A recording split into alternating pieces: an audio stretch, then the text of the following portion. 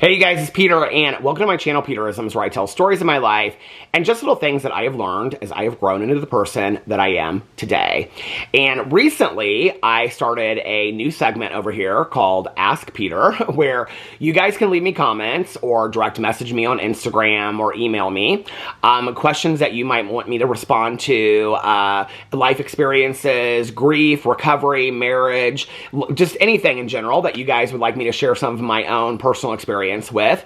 So I've been doing some of those over here, and I've really been enjoying doing them. Every once in a while, I pick a comment that I'd like to respond to. And today I want to respond to a comment that I got on my last video. So I did this video a couple days ago, and the video was called, "Are You Unlovable?" And I believe that I read a couple meditations, or one meditation in that video, about our self-value and our worth and our feeling like we are lovable or not lovable. And I did the whole video talking about that. And then I got this comment on my video, and it was so how I used to feel. And it's something that it's probably one of the main things in my life that I've worked through the most, and I'm on the other side now, so I feel like I can speak to it. And when I got this comment, it made me really sad. And so I wanted to share with you guys experiences that I've had, kind of a story in my life and things like that, to maybe, I don't know, sometimes I think perspective, my sponsor always says to me that perspective is 90% of how we interact with the world. And I really believe that. And so if maybe by me sharing how my perspective used to be and what my perspective is now, it's not a deep perspective, it's just a shifting of perspectives. I think sometimes when we shift our perspective and we look at things in a completely different way, for example, I grew up much of my life seeing the glass is half empty, always what I didn't have, always what everybody else had, always, well, I wish I had this, that person has that, so they have a better life than me, or this person has that opportunity, or this person has it easier this way, and always comparing myself to somebody else. I always, grew up seeing the world as the glass is half empty. I always did. I think it's part of, growing up in a chaotic environment. I think it's part of growing up, as an addict and an alcoholic as well. And I think that's just kind of built into me. Years and years and years ago, even in the middle of working on gratitude, I had somebody say, when you compare yourself to other people, when you compare your life to other people's lives, you always lose by comparison. And I think it's so true. That one statement changed everything for me. It changed everything for me because what I realized was that I was constantly, it didn't matter how much money I had, what kind of home I had, what kind of condition my marriage, my relationships were in, what kind of friendships I had. It didn't matter how little or how much I had. I always compared it to somebody else. And usually I didn't compare it to somebody that had less than I did. I compared it to somebody that had it better or had more than I had. Well, when I'm comparing myself to somebody that has a better situation, it appears to me on the outside, or more than I have, I'm always going to come across as having less than that person, right? I think the other thing that it made me realize was that all of our journeys are completely different. And that what somebody has, first of all, what I've learned in my almost 53 years as of next week, is that what somebody presents to the world is not necessarily what's true on paper. And I'm not just talking about finances. I'm talking about conditions of friendships, relationships, things like that, peace of mind. I value peace of mind, serenity, calm in my life today in a way like I never have before. If I had to put, like money, peace, calm, it's at the top, because it helps me deal with all the rest of it. And so I've stopped comparing myself to other people because what I've realized is, number one, I'm not necessarily always getting a true representation. And I'm not just talking about online. I'm talking about people that we know in life. I'm not always getting a true representation of what the real picture looks like from them. I think a lot of people keep a lot inside. They don't really show you all their cards. And I'm kind of a show you all my cards kind of person. So what you see is what you get, right? And so then you see somebody else and you're like, well, how are things? Things are good. Things are great. And then you find out, 6 months later that maybe things are not as great as they looked. So when I'm comparing myself to somebody that I don't necessarily know what the real picture is anyway, I'm cheating myself. The other thing is that my journey is completely separate. And I remember going to my 20-year high school reunion. Oh my God, the tripod fell already. Anyway, I can remember going to my high school reunion and walking in and being like, you know, I can't possibly compare to this because, you know, these people have $500,000 homes and they're vice presidents of insurance companies and they've got it all together. They've got it all together. And I don't, you know, and I didn't have it. We're going to music festivals and we're doing this. And I remember showing up there and so many people were so excited by what I was taking for granted in my life. So many people were so interested in me and what are you doing now? And oh my God, like I saw that you posted that you guys just went here and you guys just went there and you guys seem to have so much fun. And you know, I looked at it and it was like in the middle of me paying off this huge debt that I had.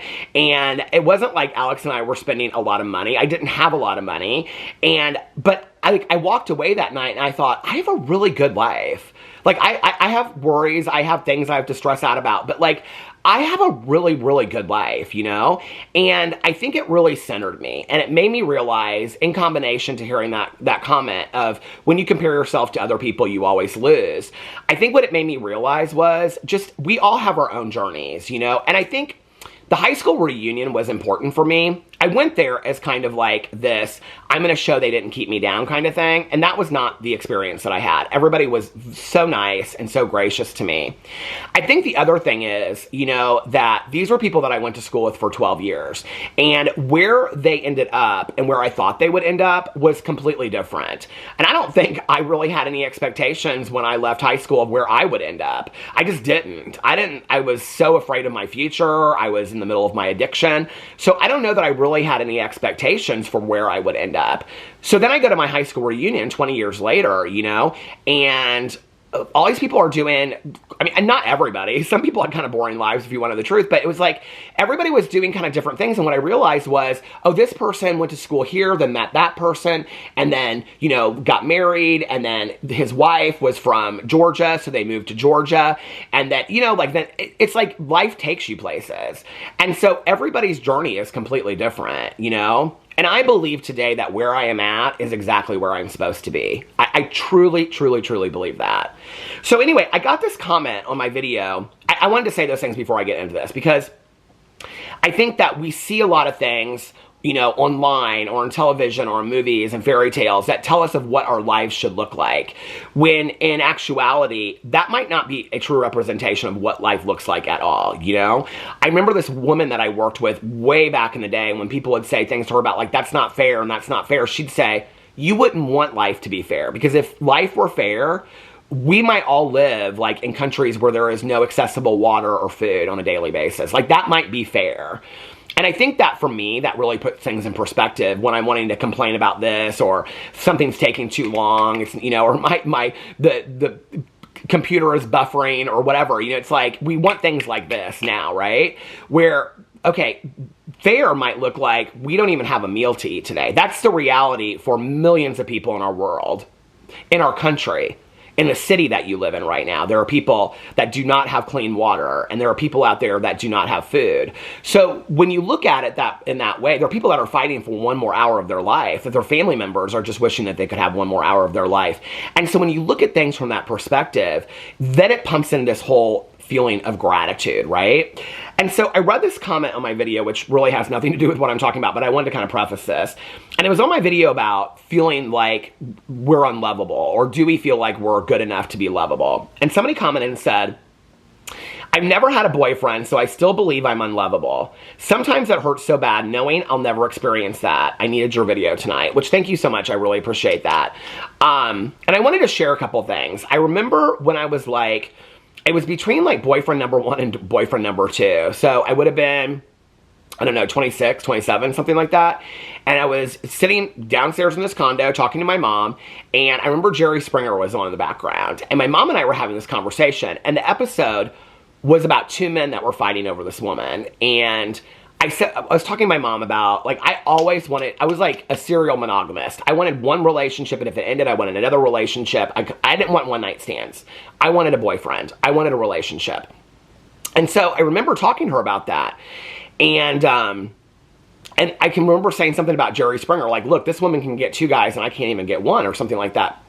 And my mom said to me, she said, Well, first of all, she made some comment about the Jerry Springer thing, but then she said, none of us are promised a mate in life. And I said, what? And she goes, I think you have this idea that we're like all promised that we're going to like fall in love and have that. She goes, most of us weren't. My mom was married, dated my dad, dated a few guys briefly after that. But really, my dad was the only relationship she ever had in her entire life. I think about that sometimes, I think about how blessed I am to have had multiple relationships in my life. And one now that we're almost, at 17 years. And I think about that, and I think about my mom really only had one romantic relationship in her entire life. And I remember saying to her, what do you mean? She goes, there are people that will go through their entire life without having ever met anybody. And I think that really put things in perspective for me. It really made me realize, who am I comparing my life to in this moment? There are people out there, and I do know people today that either by choice or just because of chance or just because of life, that they have never had a partner in their life, right? And I think that so much of my life, I always needed to have a man standing next to me. I always needed to have a boyfriend, because if I didn't, this was years before Alex and I got into marriage counseling. If I didn't, then what that said was I wasn't good enough, because if I was good enough and if I was lovable and my value and my worth was good enough, then somebody would love me. Then somebody would desire me and somebody would want to be standing next to me. So when I did have somebody standing next to me, what that said was I am good enough. To me. And I felt like it said it to the rest of the world as well. And let me just tell you, okay, that just to have that guy standing next to me, to let myself and the rest of the world know my quality, I put up with a lot of shit. I put up with a lot of bad stuff. Before I got sober, I put up with a lot of bad stuff. I had a lot of guys standing next to me just so that I would feel better about my own self-worth, that I should never have tolerated half of what they gave me. Period. End of story. Never should I.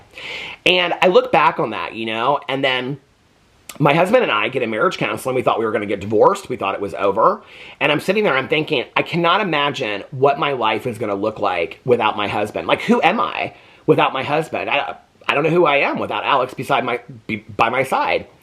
And at that time, with our old therapist, we were going, I think it was every week to couples counseling, and then every other week we would switch off. I would do individual, then he would do individual. And so it was one of my very first individual sessions with our old therapist, and he was like, well, how would you feel if you and Alex broke up? And I was like, I would be devastated. I don't even know how it would go on. And he said, but don't you think, I've shared this so many times, he said, but don't you think that eventually you'd be okay? And I just couldn't grasp it. I just couldn't grasp it. And I was like, no, I don't think that I'll be okay ever. I just can't imagine my life. My life was so intertwined at that point with him. So enmeshed. And I was like, I can't even imagine what my life would be like. And I can remember going through my head at that time and thinking about my ex and having very similar feelings with my ex at the time that we broke up and before that. It was one of the things that kept us together, I think, for a while, was our fear of being apart from each other, because we didn't know what our lives would look like. And then I thought about my ex before that, and it was very similar. It was almost kind of this, well, it wasn't kind of, it was this codependence that I had. And it wasn't necessarily on those people individually, it was just on men in general. And so anyway, I kept on working in this conversation with my therapist, and finally he was like, but eventually, months down the road, if you guys broke up and went your separate ways, you'd be okay. And I was like, I could imagine, at some point that I would be okay. And I was like, yeah, I mean, eventually I'd be okay. He was like, so you don't need Alex in your life. That was such a hard concept for me to get behind that. I didn't need my husband. And I was like, I guess not. He was like, you don't need him. Because if you're saying that eventually you'll be okay, then you don't need him. You choose him. And I was like, yeah, I guess. And he goes, and he chooses you to be with. You don't need him. You will go on, you will live, you will be, whatever. Your life will eventually, you might meet somebody else, you might not, but eventually your life will go on. I was like, yeah, I could get behind that. It took a while. I mean, it was a whole session. And I was like, yeah. And he goes, so you choose him and he chooses you.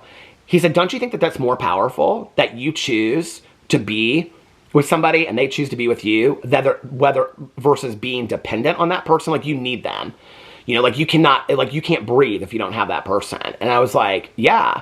He was like, wouldn't you rather somebody choose you than depend on you? I think movies, books, fairy tales push this idea of we need somebody, we need soulmates, we need all this kind of stuff.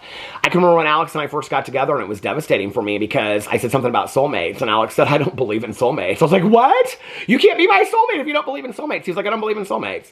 He was like, I believe that we meet people at certain periods of our lives, and we decide that we're going to spend our time with them, and then, we make it work. That to me sounds so much more romantic than two stars aligned and we were supposed to be together forever. I don't know. To me today, and the soul connection that my husband and I have is no less powerful.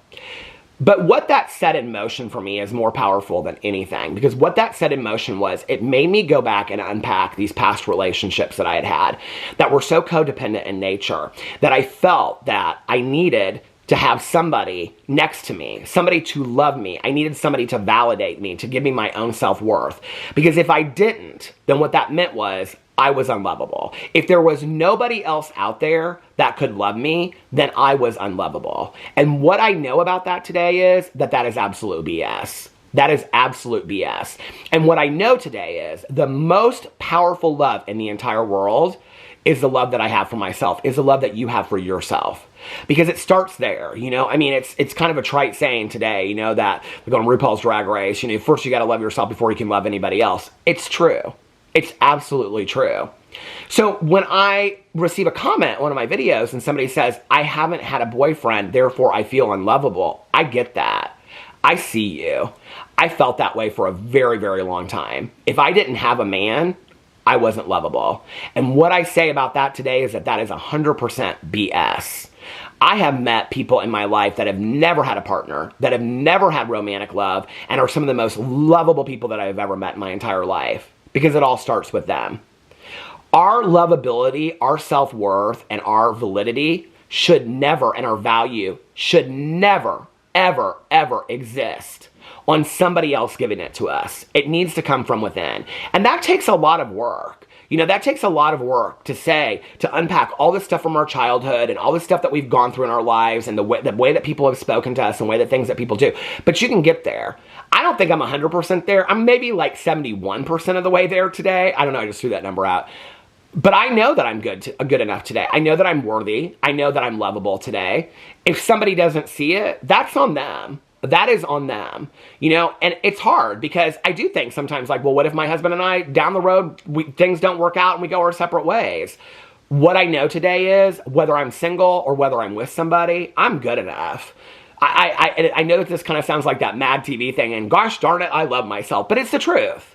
We should never put our self-value, our worth, or lovability in the hands of somebody else. Because that's not where it belongs. It belongs with us. And if we spend our lives thinking that our ability to be loved by ourselves, our self-worth and our value is conditional on whether or not somebody chooses to give that to us or not, there are many of us that are going to miss out on our own self-worth. And to the person that left this comment, or to the people out there that feel similar to that, don't ever do that to yourself. Your value and your self-worth is inside of you. You deserve to love yourself. You are worthy of love. And just because you don't have a boyfriend does not mean, maybe that means you have a better picker than some of us. Hell, I had to go through 10 to get a good one. You know what I'm saying? That's not true. My last two boyfriends were good guys too. But am I I went through a lot of guys that I probably shouldn't have been spending my time with. Maybe you haven't had a boyfriend because you have a better picker than the rest of us. Maybe that's why. Maybe you have higher quality. Maybe you have higher standards than some of us, Or maybe the right person just hasn't come along yet for you. Or maybe you won't, and this is the harsh reality like my mom said, or maybe you won't ever have a partner in life. And the only reason I'm saying that is because I wouldn't want somebody that is never going to have a partner in life. I have a friend of mine that has never had a boyfriend, has always wanted a boyfriend, whatever. And we've had this conversation so many times. And it's I wouldn't want anybody to spend their entire life measuring their self-worth or their ability to be loved and what they have to offer the world based on the fact that a man loves them or not. That is not where we should be spending our time. We should be spending our time on how much do I love myself. Please don't do that to yourself. Please don't. I did that for years. Every time I was in between a boyfriend, I did that to myself. Why aren't I good enough? I mean, I could be 2 days out from breaking up with somebody and be like, nobody's calling and asking me on a date. Well, he's got a boyfriend, and he's got a boyfriend, and she's got 4 husbands that she's had not at the same time. She's had 4 different husbands, and, you know, I mean, what's wrong with me? And I always thought there was something wrong with me if I didn't have a boyfriend or I didn't have somebody, and that is BS. The moment that I started loving myself, the moment that I started putting myself first, putting my needs first, taking care of myself, healing myself, and the moment that my husband started doing the same for himself was the moment that our relationship and our marriage started to just improve on a level that I can't even tell you. It's why our marriage counselor had us going to marriage counseling every week together and then was doing individual sessions to work on ourselves.